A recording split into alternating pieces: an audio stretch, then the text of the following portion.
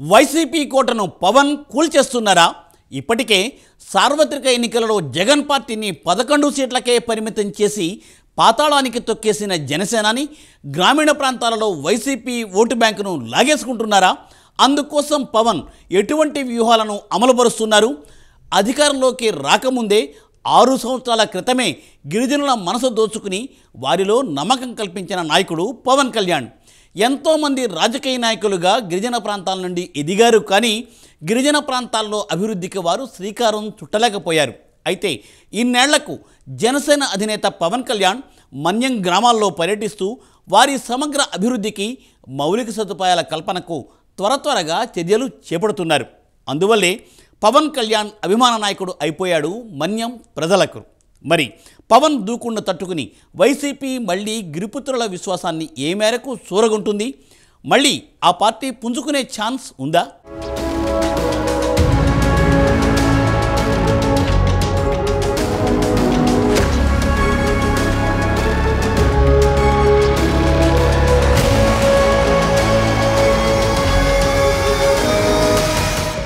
YCP 2024 ఎన్నికల్లో ఎంత ఘోరంగా ఓడిపోయిందో ప్రత్యేకించి చెప్పక్కర్లేదు. 175 సీట్లు గెలుస్తామని వైసీపీ నాయకులు అప్పట్లో ఎంతగా బీరాలు పోయేవాళ్ళో ప్రత్యేకించి చెప్పక్కర్లేదు. అయితే పవన్ కళ్యాణ్ కొట్టిన దెబ్బకు 11 సీట్లతో పాతాళానికి పడిపోయింది వైసీపీ. వైసీపీ అంత దారుణంగా పతనమైపోయినా దాదాపు 40% ఓటు బ్యాంక్ సాధించుకుంది. తగ్గింది సీట్లే, కానీ ఓట్లు కాదు అని చెబుతున్నారు వైసీపీ నాయకులు. ముఖ్యంగా వైసీపీకి వచ్చిన ఆ 40% ఓటు బ్యాంకులో గ్రామీణ ప్రాంతాల ఓటర్లే అధికంగా ఉన్నారు అన్నది రాజకీయ పరిశీలకులు చెప్పే మాట. జగన్ అభివృద్ధికి బీజం వేయకపోయినా అప్పులు తెచ్చి మరీ సంక్షేమ పథకాలను అమలు చేయడం ద్వారా గ్రామీణ ప్రాంతాల్లో ఓటు బ్యాంకును పదిలంగానే ఉంచుకున్నారు. అయితే అదంతా ఒక్కప్పటి మాట. ఇప్పుడు ఏపీలో పరిస్థితి పూర్తిగా మారిపోయిందని రాజకీయ వర్గాల్లో ప్రచారం జరుగుతోంది. ఎందుకంటే కూటమి అధికారంలోకి వచ్చిన తర్వాత డిప్యూటీ సీఎంగా పంచాయతీరాజ్, గ్రామీణాభివృద్ధి శాఖలను కూడా నిర్వర్తిస్తూ ఉండడంతో గ్రామాల్లో అభివృద్ధి కార్యక్రమాలను పరుగులు పెట్టిస్తున్నారు. అదేవిధంగా ముఖ్యంగా మౌలిక సదుపాయాలు, రోడ్లు, త్రాగునీరు లాంటివి ప్రతి గ్రామంలోనూ ప్రజలకు ఏ ఇబ్బందులు లేకుండా మౌలిక సదుపాయాల కల్పనతో పల్లె ప్రజల మనసులు దోచుకుంటున్నారు. ఇంకోవైపు పంచాయతీలను తీర్చిదిద్దుతూ గ్రామ స్వరాజ్యం కోసం పరితపిస్తున్నారు. పవన్ పంచాయతీరాజ్, గ్రామీణాభివృద్ధి శాఖలు తీసుకోవడం వెనుక కూడా ఒక బలమైన కారణం ఉంది అని అప్పట్లో పెద్ద ఎత్తున ప్రచారం జరిగింది. గ్రామాల్లో బలపడితే పార్టీ బలోపేతమవుతుందని పవన్ భావించారు. క్షేత్రస్థాయిలో బలపడాలి అంటే గ్రామాల్లో జనసేన జెండా రెపరెపలాడాల్సిందే. పవన్ గ్రామీణ అభివృద్ధి శాఖను తీసుకుని గ్రామాల్లో అభివృద్ధిని పరుగులు పెట్టిస్తూ ఉండడంతో జనసేనపై గ్రామీణ ప్రాంత ఓటర్లలో ఒక బలమైన నమ్మకం ఏర్పడింది. దీంతో జగన్కు ఎక్కడైతే పట్టుండేదో దానిపైనే వైసీపీకి గట్టి దెబ్బ కొట్టేలా పవన్ పొలిటికల్ ప్రయాణం సాగుతోందని రాజకీయ పరిశీలకులు అంటున్నారు. దీంతో వైసీపీ ఓటు బ్యాంకుకు పవన్ చిల్లు పెడుతున్నారు అన్న వాదన రాజకీయ వర్గాల్లో వినిపిస్తోంది.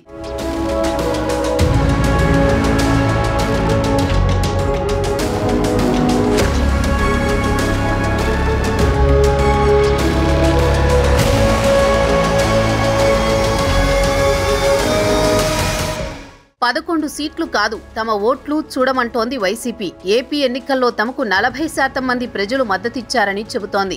11 సీట్లు అనే విషయాన్ని పక్కన పెట్టి 40% ఓట్లు అనే విషయాన్నే హైలైట్ చేయాలనుకుంటోంది. ఈ ఎన్నికల్లో వైసీపీకి 40% ఓట్లు పడ్డాయని, 2029లో జగనే సీఎం అని నమ్మకంగా చెబుతున్నారు ఆ పార్టీ నేతలు. చంద్రబాబు ఎన్ని వాగ్దానాలు ఇచ్చినా 3 పార్టీలు కలిసినా కూడా తమకు 40% ఓట్లు వచ్చాయని అంటున్నారు. ఆ 40% ఓట్లు పవన్ ఖాతాలోకి మల్లుతున్నట్లు రాజకీయ వర్గాల్లో చర్చ జరుగుతోంది.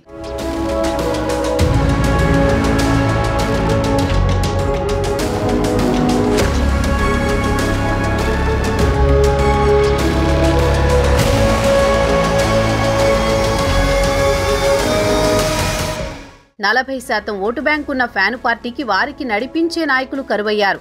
కాలం కలిసి రాకపోతే ఏది ముట్టుకున్నా రివర్స్ అవుతోంది. ఇప్పుడు ఇదే ఫేజ్ వైసీపీ అధినేత మాజీ సీఎం జగన్ కి కూడా నడుస్తోంది. ఏం చేసినా విమర్శలు చుట్టుముడుతున్నాయి. నాడు చెప్పిందే వేదం, చేసిందే చట్టమన్నట్టు వ్యవహరించిన జగన్ ఇప్పుడు నేతల తీరుతో దిక్కుతోచని స్థితిలో ఉన్నారట. ఇప్పటికే ఓవైపు పార్టీకి నాయకులంతా గుడ్ బై చెప్పేసి వెళుతున్నారు. మరోవైపు పార్టీ కార్యకర్తలకు అండగా నిలవాల్సిన లీడర్లు మొహం చాటేస్తున్నారట. 5 ఏళ్ల పాటు పార్టీని అంటిపెట్టుకుని పనిచేసిన కార్యకర్తలు నడిపించే నాయకత్వం లేక ఢీలా పడుతున్నారట. ఇంకోవైపు గ్రామీణ ఓటర్లు వైసీపీ నాయకత్వంపై నమ్మకం పోవడంతో జనసేన వైపు చూస్తున్నారట. పవన్ గ్రామాల్లో చేస్తున్న అభివృద్ధి కార్యక్రమాలతో జనసేన వైపు ఆకర్షితులవుతున్నారట.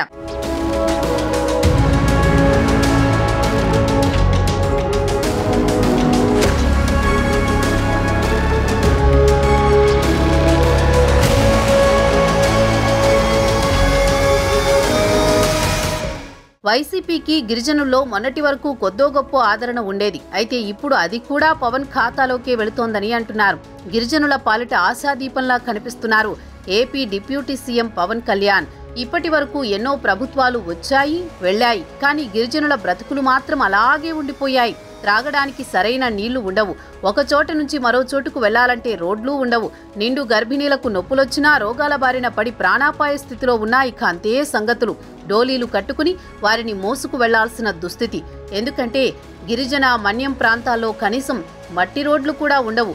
కొండల్లో గుట్టల్లో నుంచే ప్రయాణం సాగించాలి. ఇప్పటి వరకు ఏ ప్రభుత్వం కూడా సరైన రవాణా సదుపాయాలు గిరిజన మన్యం ప్రాంతాలలో కల్పించలేకపోయాయి. గిరిజనుల గుండె కోత తెలిసిన నాయకుడిగా పవన్ కళ్యాణ్ వారి కష్టనష్టాలను తీర్చడానికి శ్రీకారం చుట్టారు. తాజాగా గిరిజన ప్రాంతాల్లో పర్యటించిన పవన్ వారి బాధలు అడిగి తెలుసుకున్నారు. గిరిజన తండాలలో అన్ని రకాల అభివృద్ధి పనులు, మౌలిక సదుపాయాల కల్పన, రోడ్లు, త్రాగునీరు ఇలాంటి సదుపాయాలన్నీ కల్పించేందుకు పవన్ శ్రీకారం చుట్టారు. దీంతో గిరిజనుల గుండెల్లో దైవం పవన్ కళ్యాణ్ అంటూ సర్వత్రా ప్రశంసలు కురుస్తున్నాయి. 3 జిల్లాలకు సంబంధించిన ఆస్తుల మీద ఇవన్నీ డబ్బులు తీసుకొని కూడా రోడ్డు వేయలేదు. మరి ఏం చేశారు అభివృద్ధి అంటే మీరు ఆలోచించండి. గత కాలంలో ఒక్క మంత్రి అన్నా వచ్చాడా? మీరు చెప్పండి. ఈ రోజున నేను అధికారం రాకముందు ప్రజల్లో ఉన్నాను. అధికారం వచ్చిన తర్వాత కూడా నేను మీకోసమే పనిచేస్తాను. ఇక్కడున్న యువతకి నేను ఇదే మీకు మాటిస్తున్నాను. ఈ రోజున మన సాలూరు నుంచి నేను ఒకటే మాటిస్తున్నాను. నేను మన మన్యం ప్రాంతాలు యువతకి ఉపాధి కల్పించేలాగా టూరిజం వైపు కానీ చాలా మంది ఇక్కడికి మీకు ఉపాధి అవకాశాలు కల్పించేలా నేను ఇక్కడున్న స్థానిక రాజకీయ నాయకులు, అన్ని పార్టీల రాజకీయ నాయకులతో పాటు మన గిరిజన వర్గ పెద్దలతోటి అందరితో మాట్లాడి ఒక బలమైన పరిష్కార మార్గం తీసుకుంటాం. అందుకే నేను ప్రతి 2 నెలలకు ఒకసారి 3 రోజుల పర్యటన పెట్టుకుంటాను మన జిల్లాలో.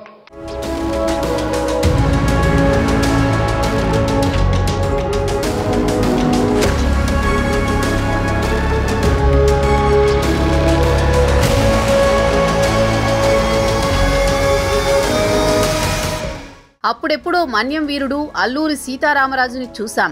ఇప్పుడు జనసేనాని పవన్ కళ్యాణ్లో మన్యం వీరుణ్ణి చూస్తున్నామంటున్నారు గిరిజనం. అవును, మన్యం ప్రాంతంలో అభివృద్ధి కార్యక్రమాలకు శ్రీకారం చుట్టిన AP deputy CM Pawan Kalyan పేరు ఇప్పుడు దేశవ్యాప్తంగా మారుమ్రోగిపోతోంది. డోలీల ద్వారా గర్భిణీలను తరలించే దుస్థితి ఇకపై ఉండబోదని తమ కష్టాల్ని గుర్తించిన AP deputy CM Pawan Kalyan రోడ్లను నిర్మించే చర్యలు చేపట్టారని, అలాగే సురక్షితమైన మంచినీటి సరఫరాకు శ్రీకారం చుట్టారని గిరిజనం చెబుతున్నారు.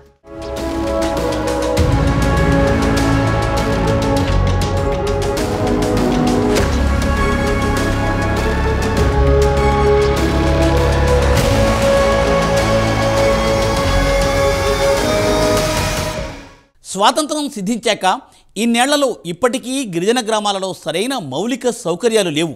విద్యుత్ సంగతి దేవుడెరుగు, సరైన రోడ్లే లేవు. మంచినీటి సౌకర్యం గురించి ఎంత చెప్పుకున్నా తక్కువే. దశాబ్దాలుగా ఎన్నో ప్రభుత్వాలు గిరిజనుల పేరు చెప్పి పొలిటికల్ డ్రామాలు నడిపాయి. అయితే మాటల నాయకుడు కాదు, చేతల నాయకుడని ప్రజల విశ్వాసాన్ని చూరగొన్న పవన్ కళ్యాణ్ ప్రత్యేక చొరవతో మన్యం ప్రజలతో మమేకమవుతూ వారి సమగ్ర అభివృద్ధికి చర్యలు చేపడుతున్నారు. త్వరగా గిరిజన గ్రామాల్లో చిత్తశుద్ధి గల నాయకుడి చేతిలో అధికారం ఉంటే ఎలాంటి మార్పు జరుగుతుందో జనసేన అధినేత పవన్ కళ్యాణ్ ఆ మార్పు తీసుకొచ్చే దిశగా అడుగులు వేస్తున్నారు. ఈ నేపథ్యంలో రాష్ట్ర వ్యాప్తంగా గిరిజన ప్రాంతాల్లో పవన్ కళ్యాణ్ పేరు మారుమోగిపోతోంది.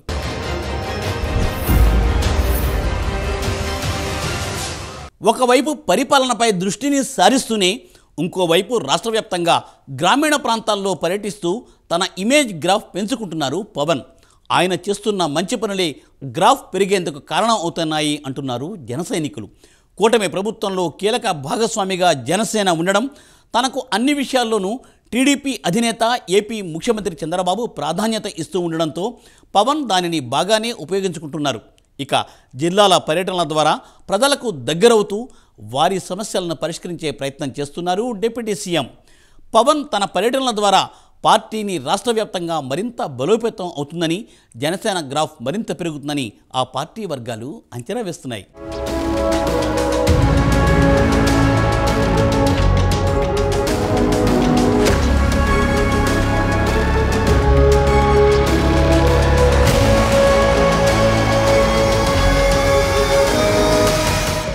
కూటమి మంత్రివర్గంలో అత్యుత్తమ పనితీరుతో పవన్ టాప్లో ఉన్నారని, పవన్ పనితీరుకు సీఎం చంద్రబాబు ఫిదా అయిపోయారని కూటమి వర్గాల్లో ప్రచారం జరుగుతోంది. మంత్రుల ప్రోగ్రెస్ తెప్పించుకుంటున్న ముఖ్యమంత్రికి ఊహించని రీతిలో పవన్ పై పాజిటివ్ రెస్పాన్స్ వచ్చిందట.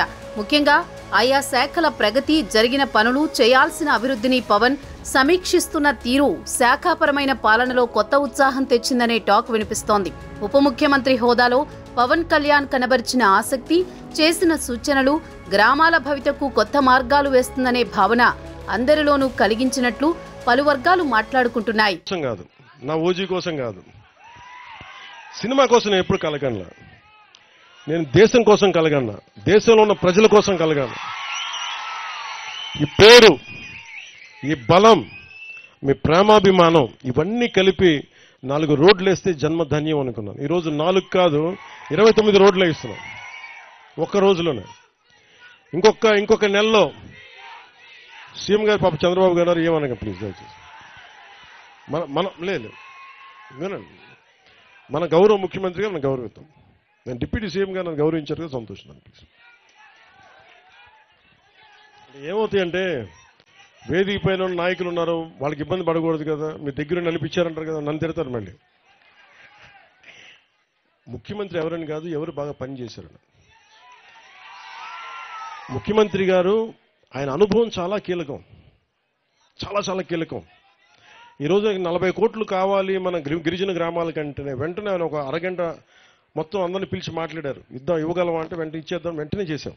సో అందుకని మనస్ఫూర్తిగా ఆయన మరోమారు మీ అందరి తరపున కూడా ఇంకోసారి ఆయనకు ధన్యవాదాలు తెలుపుతాం. ఇంకా డబ్బు లేకపోతే నాలాంటోడు ఎన్ని పాదయాత్రలు చేసినా ప్రయోజనం లేదు. సో మనసు ఉండాలి, దానికి బుద్ధి ఉండాలి. సో మనసు బుద్ధి 2 కలిస్తే ఆంధ్రప్రదేశ్ అభివృద్ధి.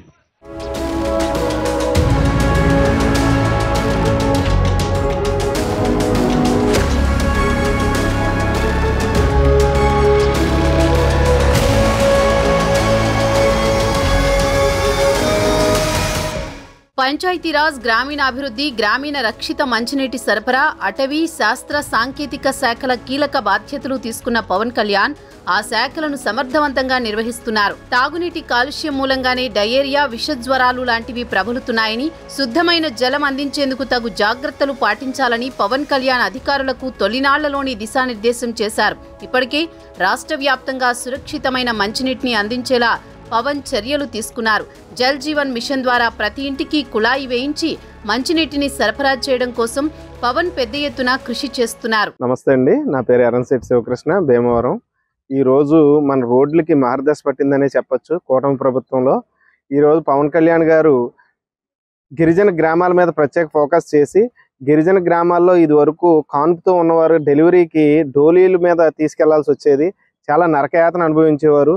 అనారోగ్య పాలైన వాళ్ళు, పెద్ద వయసు ఉన్న వాళ్ళని కూడా అలా మంచాల మీద 4 మోసుకుని తీసుకెళ్లి హాస్పిటల్ తీసుకెళ్లేవారు. అలాంటి పరిస్థితులు చూసిన పవన్ కళ్యాణ్ గారు చలించిపోయి ఈరోజు గిరిజన గ్రామాలకు పెద్దపీట వేశారు. మొదటగా గిరిజన గ్రామాల రోడ్లని నిర్మాణం చేపట్టాలనే సంకల్పంతో చంద్రబాబు నాయుడు గారు ఆలోచన, పవన్ కళ్యాణ్ గారి ఆలోచనతో ముందుగా ఆయన అక్కడ 3 రోజులు పర్యటన చేయడం, ఈ కఠినమైన ఈ వాతావరణంలో కూడా ఆయన దేనికి భయపడకుండా అక్కడ తిరగడం, అక్కడ గిరిజన ప్రజల యొక్క కష్టాలు తెలుసుకుని త్వరితగతిన ఆ రోడ్ల నిర్మాణం పూర్తి చేసి వాళ్ళకి మంచి రోజులు తీసుకురావాలని ఆయన సంకల్పం విజయం సాధించాలని మేము మనస్ఫూర్తిగా కోరుకుంటున్నాం. భవిష్యత్తులో కూడా కూటమి ప్రభుత్వం మరికొంతకాలం ఇలాగే కొనసాగి అలాగే మంచి పనులు కార్యక్రమాలు చేయాలి. రామరాజ్యాన్ని మన పుస్తకాల్లో చదవడమే కాదు, ఖచ్చితంగా చంద్రబాబు నాయుడు, నరేంద్ర మోదీ గారు అండ్ పవన్ కళ్యాణ్ గారి సారథ్యంలో మన ఆంధ్రప్రదేశ్ దానికి ఖచ్చితమైన ఎగ్జాంపుల్ అవుతుందనేది మేము బలంగా నమ్ముతున్నాం.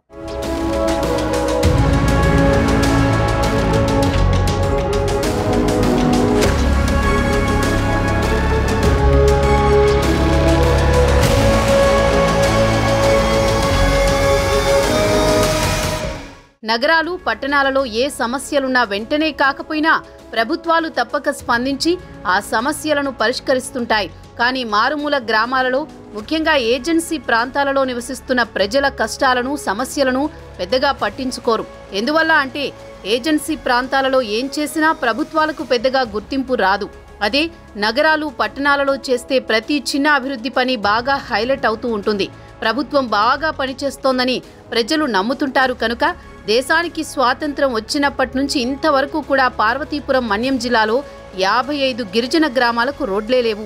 కనుక అక్కడి గిరిజనులు పడుతున్న కష్టాలు అన్నీ ఇన్ని కావు. రోగులను, గర్భవతులను సమీపంలో ఆసుపత్రికి తరలించాలంటే డోలీ భుజాలపై మోస్తూ కొండలు, గుట్టలు, వాగులు, వంకలు దాటుకుని రావాల్సిందే. ఆలోగా ఎందరో అభాగ్యులు ప్రాణాలు కోల్పోతూ ఉంటారు. ఒక్క రోడ్డు వేస్తే అంబులెన్స్ రాగలదు, లేదంటే ఆటోలో, ద్విచక్ర వాహనం మీదనో వారిని ఆసుపత్రికి తరలించి ప్రాణాలు కాపాడగలరు. కానీ ఇంత చిన్న పని కూడా ఏ ప్రభుత్వము చేయలేకపోవడం చాలా బాధాకరమే కదా. ఏపీ ఉప ముఖ్యమంత్రి పవన్ కళ్యాణ్లో రాజకీయ నాయకుడు కంటే మానవతావాది ఎక్కువగా కనిపిస్తుంటారు. అందుకే మన్యం జిల్లాలో ఏజెన్సీ ప్రాంతాల ప్రజల కష్టాలు తీర్చేందుకు నడుం బిగించారు. ఆయా ప్రాంతాలలో గిరిజనులను కలిసి వారి కష్టాలు, సమస్యలు తెలుసుకునేందుకు కాలినడకన బయలుదేరితే ఆయన వెంట జిల్లా కలెక్టర్, అధికారులు, సిబ్బంది నడక తప్పలేదు. గిరిజన ప్రాంతాలకు ప్రాతినిధ్యం వహిస్తున్న ప్రజాప్రతినిధులతో సహా మంత్రులు, అధికారులలో ఇటువంటి ఆలోచన ధోరణి, మానవతావాదం కొరవడడం వల్లనే ఇన్నాళ్లు ఏజెన్సీ ప్రాంతాలు అభివృద్ధికి నోచుకోకుండా ఉండిపోయాయని అర్థమవుతూనే ఉంది. కనీసం ఇప్పటికైనా పవన్ కళ్యాణ్ లాంటి ఓ నాయకుడు మన్యంలో పర్యటించి వారి కష్టాలు తెలుసుకుని పరిష్కరిస్తుండడం చాలా అభినందనీయమని రాజకీయ వర్గాల్లో చర్చ జరుగుతోంది. రాష్ట్ర అభివృద్ధి, ప్రజా సంక్షేమం నగరాలకు, పట్టణాలకు మాత్రమే పరిమితం కాదు. మారుమూల గ్రామాలను కూడా అభివృద్ధి చేయాలి. అక్కడ నివసిస్తున్న వారు కూడా సంతోషంగా జీవించగలగాలి. అప్పుడే ఏ ప్రభుత్వానికైనా సార్థకత, పరిపూర్ణత కలుగుతుంది. దానిని ఏపీ ఉప ముఖ్యమంత్రి పవన్ కళ్యాణ్ ఆచరణలో సాధించి చూపుతున్నారు.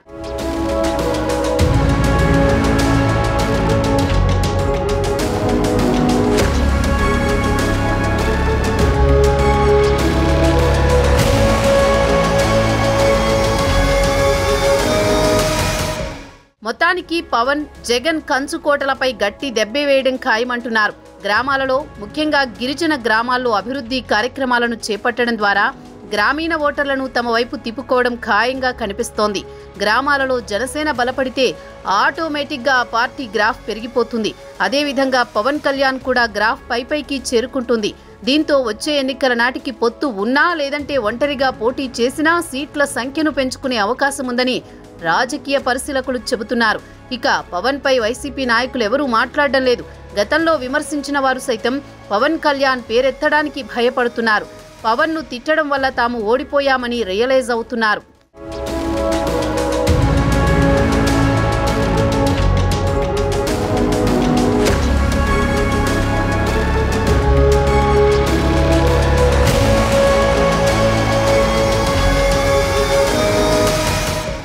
మరి మిగిలిన ఈ 4.5 సంవత్సరాలలో గ్రామీణాభివృద్ధి శాఖ మంత్రిగా పవన్ ఏపీలోని గ్రామాల రూపురేఖలను పూర్తిగా మార్చడం ఖాయమంటున్నారు రాజకీయ మేధావులు. అదే జరిగితే పూర్తిగా గ్రామీణ ఓటు బ్యాంక్ జనసేన వైపు టర్న్ అవ్వడం ఖాయమంటున్నారు. ముఖ్యంగా YCP vote bank Pawan already చిల్లు పెట్టేశారని అంటున్నారు. మరి ఆంధ్రప్రదేశ్ రాజకీయాల నుండి వైసీపీని పూర్తిగా తుడిచి పెట్టేసేందుకు అడుగులు వేస్తున్న పవన్ కళ్యాణ్ లక్ష్యం ఏ మేరకు నెరవేరుతుందో అన్నది కాలమే తేల్చాలి.